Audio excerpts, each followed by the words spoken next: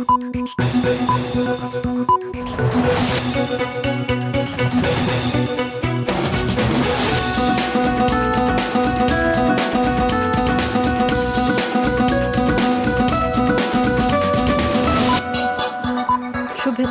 সবাইকে স্বাগত মাছরাঙা রাতের সংবাদে। সঙ্গে আছি খালেদা আক্তার। শুরুতেই জানিয়ে দিচ্ছি গার্ডিয়ান লাইফ ইন্স্যুরেন্স সংবাদ শিরোনাম। মহাকাশে দ্বিতীয় স্যাটেলাইট উৎক্ষেপণ করতে যাচ্ছে সরকার, এগিয়ে চলছে এর কার্যক্রম। 2023 সালের জুনে বঙ্গবন্ধু স্যাটেলাইট 2 উৎক্ষেপণের লক্ষ্য নির্ধারণ করা হয়েছে। এটি হবে আর্থ অবজারভেশন স্যাটেলাইট। উন্মুক্ত দরপত্রে না গিয়ে G2G ভিত্তিতে নির্মাণ হবে এটি। বিভিন্ন ক্ষেত্রের তথ্য প্রাপ্তি ছাড়াও উপকূলীয় এলাকার নিরাপত্তা নিশ্চিত করতে ব্যবহার হবে এই স্যাটেলাইট। তৃতীয় দিনের মতো রাজধানীতে 12 থেকে 17 বছর বয়সী শিক্ষার্থীদের করোনার টিকা দেওয়া হয়েছে। টিকাদান কার্যক্রমে বিশৃঙ্খলা কিছুটা কমেছে, তবে কিছু স্কুলে নিবন্ধিত শিক্ষার্থীর তুলনায় কম টিকা পাঠানোর কারণে আজও অনেকেই টিকা পায়নি। কিছু কেন্দ্রে তথ্য যাচাই ও টিকার তথ্য অন্তর্ভুক্ত করার পর্যাপ্ত জনবল ও কারিগরি সরঞ্জাম না থাকার অভিযোগ ওঠে। কমছে করোনা সংক্রমণ, বাড়ছে রপ্তানি আয়। অক্টোবরে রপ্তানি আয়ে হয়েছে নতুন রেকর্ড। গত মাসে $472 কোটি পণ্য রপ্তানি হয়েছে, যা আগের বছরের একই সময়ের চেয়ে 60 ভাগ বেশি। ইউরোপ আমেরিকার বাজারে চাহিদা বাড়ছে বিভিন্ন পণ্যের। এছাড়া বিদ্যুৎ সংকটের কারণে চীনে ব্যাহত হচ্ছে উৎপাদন, ক্রেতারা ঝুঁকছে বাংলাদেশে। এবার বিস্তারিত। 2023 সালের জুনে বঙ্গবন্ধু স্যাটেলাইট 2 মহাকাশে উৎক্ষেপণের লক্ষ্য নির্ধারণ করেছে সরকার। এটি হবে আর্থ অবজারভেশন স্যাটেলাইট।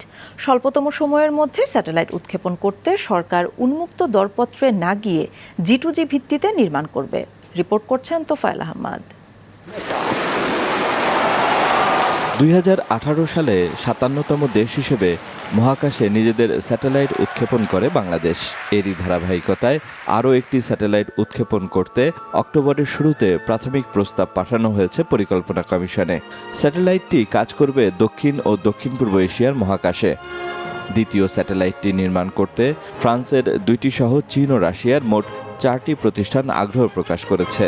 এ ব্যাপারে সরকারের তরফ থেকে এখনো কোনো ঘোষণা না এলেও সম্ভাব্য দেশ হতে পারে রাশিয়া। লিও এবং আর্থ অবজারভেশন স্যাটেলাইট সাধারণত একটা স্যাটেলাইট দিয়ে হয় না, ওইখানে ছোট ছোট বেশ অনেকগুলো স্যাটেলাইট একসঙ্গে, এটাকে আমরা বলি কনস্টেলেশন, 4-5টা 6টা অনেকগুলো মিলে তারপরে বঙ্গবন্ধু স্যাটেলাইট দিয়ে হবে।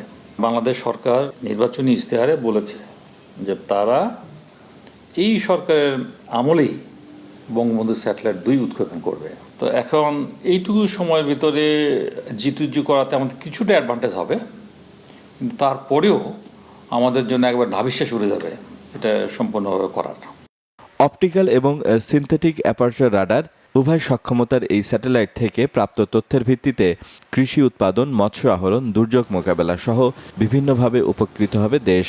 এছাড়া উপকূলীয় এলাকার নিরাপত্তা নিশ্চিত করতে ব্যবহৃত হবে এটি। আমাদের বঙ্গোপসাগরের দক্ষিণে বিরাট একটা সমুদ্র অঞ্চল আহরণ করেছে এবং ওই জায়গাটা আয়তনের দিক দিয়ে বাংলাদেশের চাইতে অনেক বড়। তো এত বড় একটা জায়গা আমরা পেলাম, তো এটা পাহারা দিতে হবে। তো আমাদের এই বঙ্গবন্ধু স্যাটেলাইট 2 মূলত আমরা ওই কাজে লাগবে। স্যাটেলাইট থেকে আমরা যদি আগের থেকে এই ফিশারম্যানদেরকে বলে দিতে পারি এইসব এরিয়াতে তোমরা যাও, এখানে মাছের হটস্পট আছে, খুব সহজে তোমরা অল্প সময়ে বেশি পরিমাণ মাছ তোমরা হারভেস্ট করতে পারবে, তখন ডেফিনেটলি তারা উপকৃত হবে। এই বছর বৃষ্টিপাত কেমন হতে যাচ্ছে, বন্যা কেমন হওয়ার সম্ভাবনা আছে সেটা ধারণা করা যায়। কখনো কখনো এল নিনো, লা নিনোর প্রভাব আছে এবং যে গ্লোবাল যে মডেলগুলো আছে অ্যাটমসফিয়ারিক, সেটা দিয়ে কিছুটা ধারণা করা যায়। 2031 সালে বঙ্গবন্ধু স্যাটেলাইট 1-এর আয়ুষ্কাল শেষ হবার আগেই সরকারকে আরও একটি কমিউনিকেশন স্যাটেলাইট উৎক্ষেপণ করতে হবে মহাকাশে। তোফায়েল আহমদ, মাছরাঙা সংবাদ, ঢাকা। রাজধানীর 8টি স্কুলে আজও 12 থেকে 17 বছর বয়সীদের করোনা টিকা দেওয়া হয়েছে। গতকালের তুলনায় আজ শৃঙ্খলা কিছুটা ফিরেছে, তবে কিছু স্কুলের নিবন্ধিত শিক্ষার্থীর তুলনায় কম সংখ্যক টিকা পৌঁছানোর কথা জানিয়েছে স্কুল কর্তৃপক্ষ। নিয়াজ মোর্শেদের রিপোর্ট। চিটাগাং গ্রামার স্কুল কেন্দ্রে গতকালের মতো আজও পর্যাপ্ত টিকা আসেনি। শিক্ষার্থীরা সকাল থেকে অপেক্ষা করছে। সবার জন্য টিকার ব্যবস্থা করতে উদ্বিগ্ন প্রিন্সিপাল মোবাইল ফোনে বিভিন্ন জনের সঙ্গে কথা বলছেন। পরিকল্পনা ছিল এক একটি কেন্দ্রে প্রতিদিন 5,000 শিক্ষার্থীকে করোনার টিকা দেওয়া হবে, কিন্তু আজও প্রতি কেন্দ্রে 2,000 ডোজ টিকা পাঠানো হয়েছে, কিছু কেন্দ্রে আরও কম। টিকার অ্যালোকেশন জানতে পেরেছি 2050। গতকালকে যারা মিস করে গেছে ওদেরকে আমরা প্রায়োরিটি বেসিসে আজকে সকালে দিলাম, এবং আজকে যারা ওই 2000-এর ঊর্ধ্বে যারা থাকবে ওদেরকে আবারও আমাদের বলতে হবে যে আগামীকালকে প্রায়োরিটি বেসিসে সকালে আসতে। চিটাগাং গ্রামার স্কুলে গতকাল 2,000 জনকে টিকা দেওয়ার কথা থাকলেও পাঠানো হয়েছিল 1,850 ডোজ। ফলে গতকাল যারা পায়নি আজ তাদের দেওয়া হয়েছে। এই কারণে অনেকেই টিকা পায়নি। শর্ট পড়েছিল, তারপর আমরা ইমিডিয়েটলি টিকা ভ্যাকসিন নিয়ে এসে আমরা দিয়েছি। যেসব শিক্ষার্থীদের টিকা দেওয়া হবে তাদের কার্ডের তথ্যের সত্যতা যাচাই, টিকা দেওয়ার পর সেই তথ্য অন্তর্ভুক্ত করার জন্য জনবল ও কারিগরি সরঞ্জাম পর্যাপ্ত ছিল না বলে জানা গেছে। এখানে যে রিচেক করে এটার জন্য যে ভলান্টিয়ার পাঠিয়েছিল তারা ওই 2,000-এর জন্য অনেক কম ছিল। আমাদের নিজস্ব ল্যাবের যেই ল্যাব মানে পিসিগুলো আছে সব নিচে এনে ওয়াইফাই কানেক্ট দিয়ে আমরা শুরু করে দিই। শিক্ষার্থীরা বলছে স্কুল থেকে গতকাল মেসেজ দিয়ে টিকা কেন্দ্রের নাম জানালেও দিনের কোন সময় কেন্দ্রে যেতে হবে তা জানায়নি। ফলে কিছু কেন্দ্রের বাইরে ঘন্টার পর ঘন্টা অপেক্ষা করতে হয়েছে শিক্ষার্থীদের। আবার অনেকেই অল্প সময়ের মধ্যেই টিকা পেয়েছে। কিছুক্ষণ অপেক্ষা করতে হলো, তারপর স্কুলের ভিতরে প্রবেশ করে টিকা গ্রহণ করলাম। সর্বমোট আমার 10 মিনিট সময় লেগেছে। তবে গতকাল টিকা নিয়ে যে অব্যবস্থাপনা ছিল তা আজ অনেকটাই কাটিয়ে উঠেছে শিক্ষা প্রতিষ্ঠানগুলো। নিয়াজ মোর্শেদ, মাছরাঙা সংবাদ, ঢাকা। জলবায়ু বিষয়ক COP26 শীর্ষ সম্মেলন ও উচ্চ পর্যায়ের বৈঠকে যোগদান শেষে গ্লাসগো থেকে লন্ডন পৌঁছেছেন প্রধানমন্ত্রী শেখ হাসিনা। সফরসঙ্গীদের নিয়ে স্থানীয় সময় আজ বেলা 2টার দিকে লন্ডনের হিথ্রো আন্তর্জাতিক বিমানবন্দরে অবতরণ করেন প্রধানমন্ত্রী। যুক্তরাজ্যে বাংলাদেশের হাইকমিশনার সাইদা মুনা তাসনিম প্রধানমন্ত্রীকে অভ্যর্থনা জানান।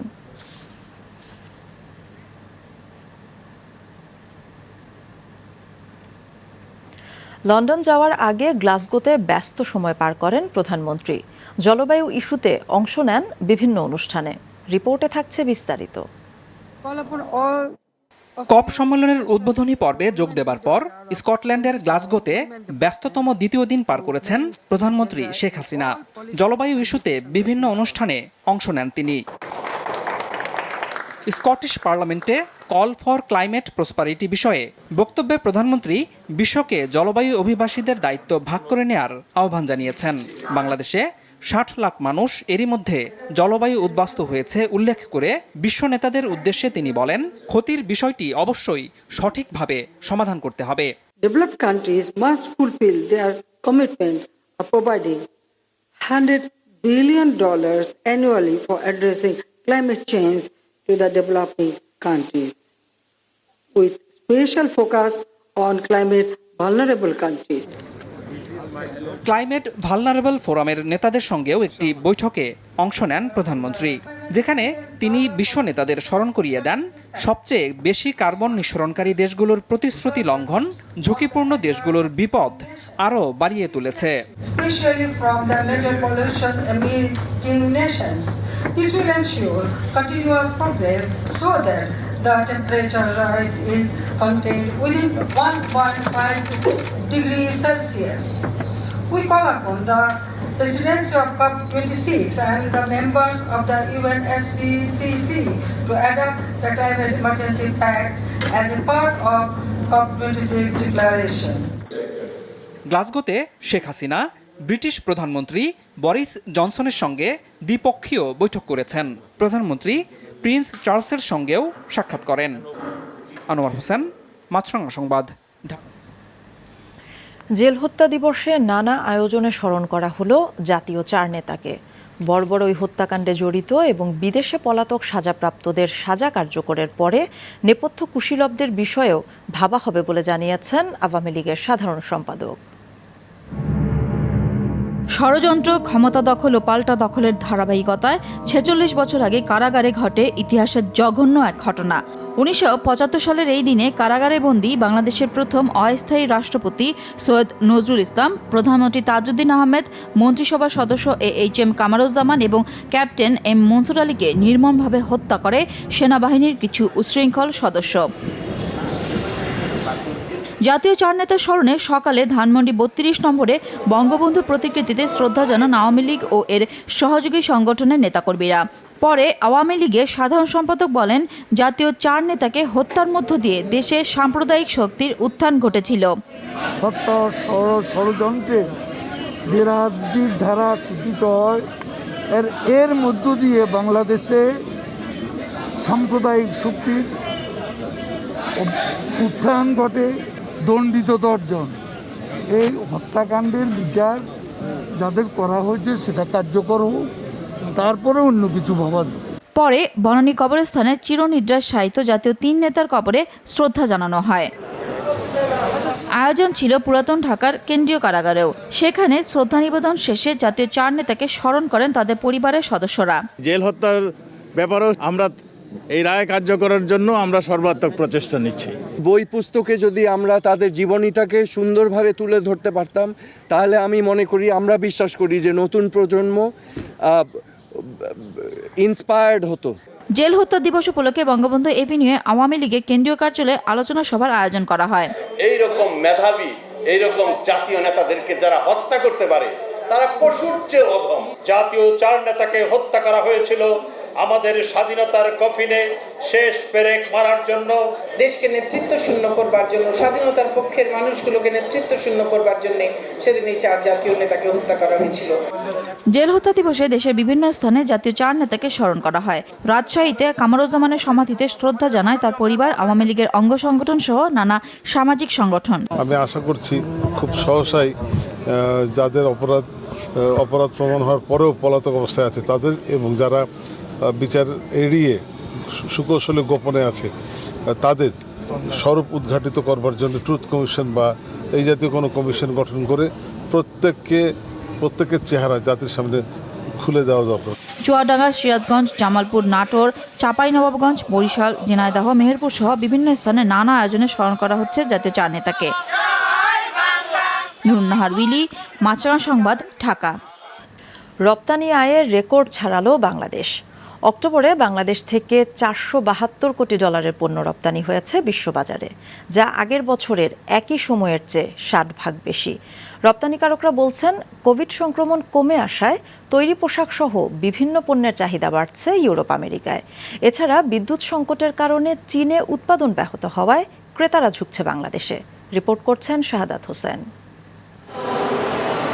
করোনা ভাইরাস যতই দুর্বল হচ্ছে ততই চাঙ্গা হয়ে উঠছে বিশ্ব অর্থনীতি, যার প্রভাব পড়ছে বাংলাদেশের পোশাক কারখানাগুলোতে।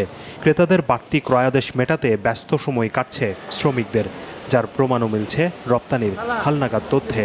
হিসেব বলছে অর্থবছরের প্রথম 4 মাসে $1,122 কোটি পোশাক রপ্তানি করেছে বাংলাদেশ, যা আগের অর্থবছরের একই সময়ের চেয়ে প্রায় 21 ভাগ বেশি। এর মধ্যে নিট পোশাকের প্রবৃদ্ধি বেশি 24 ভাগ এবং ওভেনের 16.5। কোভিডের সময় দীর্ঘ সময় যে বন্ধ থাকার পর একটা যে শূন্যতা তৈরি হয়েছিল, সমস্ত বিশ্বের মার্কেটগুলি, যে বিশেষ করে ইউরোপ আমেরিকা যখন খুলে দিল, তখন একটা হঠাৎ করে সেল কিন্তু বেড়ে গেল। কিন্তু চায়না পলিটিক্যাল কারণে অনেকগুলো দেশ তাদের অর্ডার দিচ্ছে না। আরেকটা ব্যাপার হলো তারা পাওয়ারের প্রবলেম, ক্রাইসিস যারা আছে, তাদের টেক্সটাইল মিলগুলো তারা কাজ করছে না, তারা স্ট্যাগারিং করে কাজ করছে সপ্তাহে 2-3 দিন। এটার কারণ। আর অনেকগুলো আমাদের কম্পিটিটিভ কান্ট্রি যেমন ভিয়েতনাম, যেমন ইন্ডিয়া, সেখানে প্যান্ডেমিকের কারণে অনেকদিন বন্ধ ছিল। সবকিছু মিলে আমাদের দেশে অর্ডার আসছে। শুধু তৈরি পোশাকই নয়, এই সময়ে চামড়া ও চামড়াজাত পণ্যের রপ্তানিও বেড়েছে 28 ভাগের মতো। বেড়েছে কৃষিপণ্য, হোম টেক্সটাইল, প্রকৌশল, রাসায়নিক, প্লাস্টিক সহ বেশিরভাগ পণ্যের রপ্তানি। সব মিলে অক্টোবর পর্যন্ত রপ্তানি আয়ের অঙ্কটা $1,574 কোটি, প্রবৃদ্ধি 22.62 ভাগ।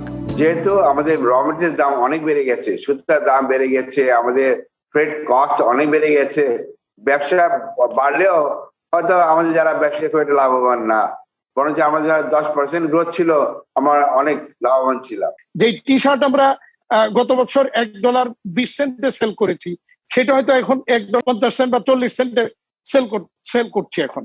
তো ফলে এখানে একটা কিন্তু বৃদ্ধি ঘটেছে। একদিকে পরিমাণ আসছে বেশি, অর্ডারের পরিমাণ কোয়ান্টিটি বেশি আসছে, আবার এদিকে সুতার দামের কারণে এখানেও একটা কিন্তু বৃদ্ধি ঘটেছে।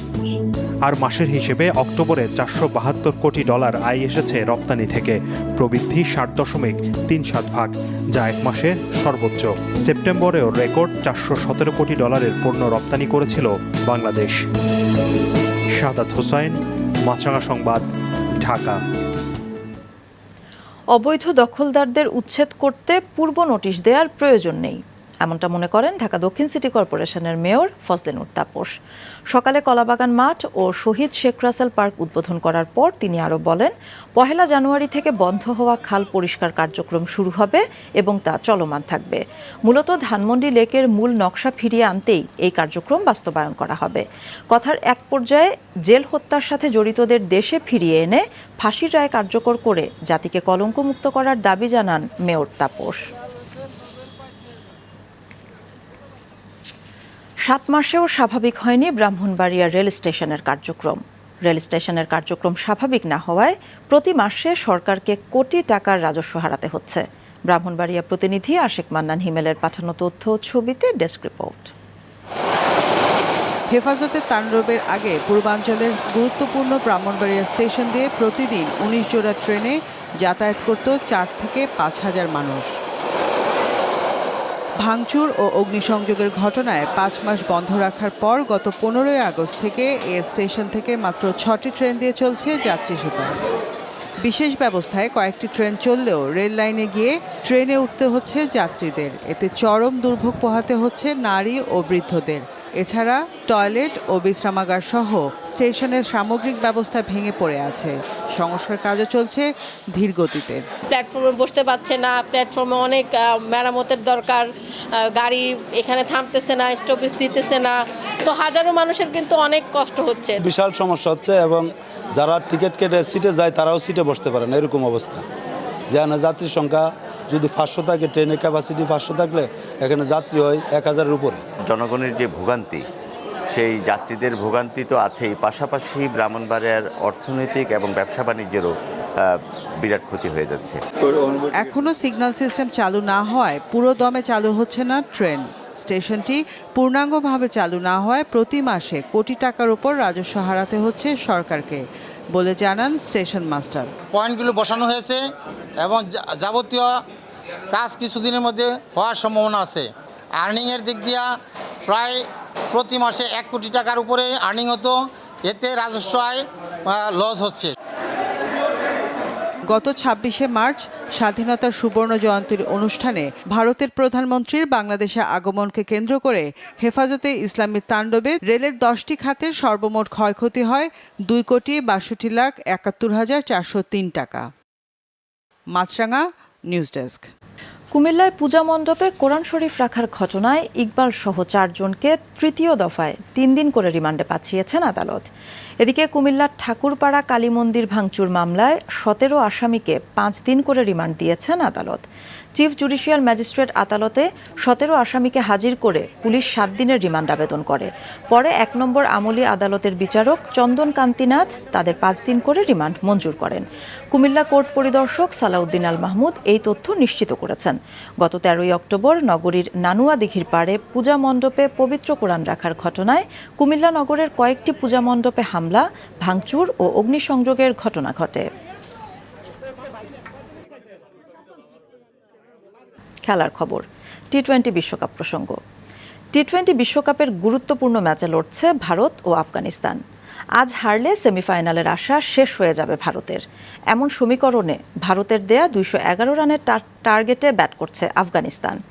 এদিকে পরবর্তী টি-20 বিশ্বকাপের সমীকরণ মেলানোর টার্গেট নিয়ে কাল নিজেদের শেষ ম্যাচে অস্ট্রেলিয়ার বিপক্ষে খেলবে বাংলাদেশ। দুবাইয়ে খেলা শুরু হবে বাংলাদেশ সময় বিকেল 4টায়। টানা 4 ম্যাচ হেরে এরই মধ্যে বিদায় নিশ্চিত হয়েছে টাইগারদের। তারপরেও অজিদের বিপক্ষে ম্যাচটি বেশ গুরুত্বপূর্ণ। 15 নভেম্বর পর্যন্ত র্যাঙ্কিংয়ের শীর্ষ 8 দল সরাসরি মূল পর্বে খেলবে বিশ্বকাপের আগামী আসরে। বর্তমানে বাংলাদেশ 8 নম্বরে থাকলেও এই অবস্থান ধরে রাখতে অজিদের বিপক্ষে জিততে হবে মাহমুদুল্লাহদের। একই সঙ্গে ওয়েস্ট ইন্ডিজকে বাকি 2 ম্যাচের একটিতে হারতে হবে। তবে ক্যারিবিয়ানরা তাদের বাকি 2 ম্যাচেই হেরে গেলে 8 নম্বরেই থাকবে লাল সবুজ দল। খেলার আরও খবর, বাংলাদেশ ফুটবল ফেডারেশন সভাপতিকে 4 জাতি টুর্নামেন্টের চ্যাম্পিয়নশিপ এনে দেওয়ার আশ্বাস দিয়েছেন অধিনায়ক জামাল ভুঁইয়া। আর করোনা পরিস্থিতি এখন যেহেতু অনেকটা স্বাভাবিক, তাই এই টুর্নামেন্টের পর জাতীয় দলের জন্য দীর্ঘমেয়াদে কোচিং স্টাফ আনার পরিকল্পনা করছে বাফুফের সভাপতি। আমরা এর আগের বার ব্যবহার করেছিলাম অস্কারকে, এবার করছি লামোসকে। So but this is not our future. এর পরের থেকে we will go back into the old format, যেখানে প্রপার ন্যাশনাল টিমের কোচিং স্টাফ থাকবে। বিকজ বাই দ্য টাইম আমাদের নেক্সট খেলা আসে, আমাদের কাছে সময় থাকবে এবং কোভিড-19 অনেকটা পজিশন ভালো। সো এখন আমি ফরেন কোচ এনে আলাপ করে দেখে দিতে পারবো। রাতের সংবাদ শেষ করার আগে গার্ডিয়ান লাইফ ইন্স্যুরেন্স সংবাদ শিরোনামগুলো আরও একবার। 2023 সালের জুনে বঙ্গবন্ধু স্যাটেলাইট 2 উৎক্ষেপণের লক্ষ্য। বিভিন্ন ক্ষেত্রের তথ্য প্রাপ্তি ছাড়াও ব্যবহার হবে উপকূলের নিরাপত্তায়। শিক্ষার্থীদের করোনা টিকাদানের তৃতীয় দিনে কমেছে বিশৃঙ্খলা। কিছু কেন্দ্রে কম টিকা পাঠানো ও পর্যাপ্ত জনবল না থাকার অভিযোগ। অক্টোবরে রপ্তানি আয়ে নতুন রেকর্ড। বিদ্যুৎ সংকটে চীনে উৎপাদন ব্যাহত। ক্রেতারা ঝুঁকছে বাংলাদেশে। ইউরোপ আমেরিকায় বাড়ছে চাহিদা। দর্শক, এই ছিল এখনকার মতো। ফেসবুকে আপডেট পেতে ভিজিট করুন মাছরাঙা টেলিভিশনের পেজে। অফিসিয়াল ইউটিউব চ্যানেলেও যে কোনো সময় দেখতে পারেন আমাদের সংবাদ, প্রতিবেদন ও অনুষ্ঠান। দর্শক, যাবার আগে মনে করিয়ে দেই, করোনা ভাইরাস থেকে বাঁচতে টিকা নেয়াই যথেষ্ট নয়। স্বাস্থ্যবিধি মেনে চলা, বিশেষ করে মাস্ক পরার কোনো বিকল্প নেই। বাইরে বের হলে নিজে মাস্ক পরুন, অন্যকেও পরতে উৎসাহিত করুন। এতক্ষণ সঙ্গে থাকার জন্য ধন্যবাদ সবাইকে।